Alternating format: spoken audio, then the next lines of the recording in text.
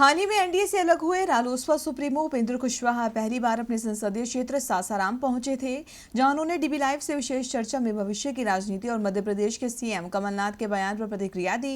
कुशवाहा ने कहा कि अभी उनके तमाम विकल्प खुले हुए हैं, जिसमें महागठबंधन भी है। तो यह खबर आपको कहां से मिलेगी? महागठबंधन में हम शामिल होने जा रहे हैं। अभी हमने तय नहीं किया है कि हम किस गठबंधन में एनडीए के खिलाफ हैं, एनडीए से बाहर हो गए, यह बात तय है। लेकिन एनडीए से बाहर अब कौन सा गठबंधन में हम शामिल होंगे, नहीं होंगे, अकेले लड़ेंगे, अभी तो फैसला हुआ नहीं है। इसलिए ऐसा कहना कि आप महागठबंधन में शामिल हो रहे हैं ठीक नहीं है। अब महागठबंधन भी एक विकल्प है जिस पर हम विचार। मध्य प्रदेश के नवनिर्वाचित मुख्यमंत्री कमलनाथ द्वारा रोजगार पर दिए आपत्तिजनक बयान पर अपनी प्रतिक्रिया देते हुए उपेंद्र कुशवाहा ने कहा कि बिहार की सत्ता में बैठे लोगों को शर्म आनी चाहिए। आज सासाराम में उन्होंने कहा कि आज बिहारियों का अन्य प्रांतों में जो अपमान हो रहा है, उसके लिए बिहार सरकार का रवैया दोषी है।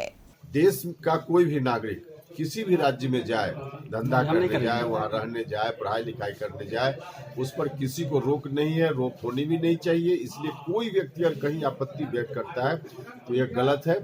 रही बात कमलनाथ जी के बारे में, तो कमलनाथ जी ने क्या कहा एक्चुअल में हमने देखा नहीं है।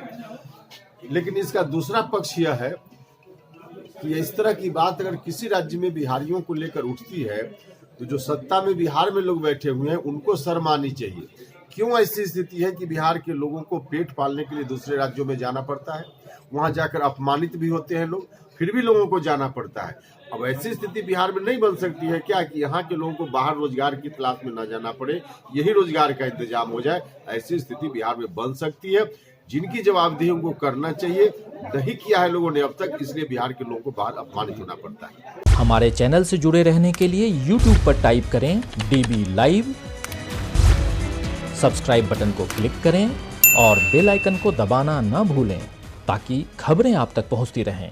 देखते रहिए DB लाइव, क्योंकि यहाँ हैं खबरें लगातार।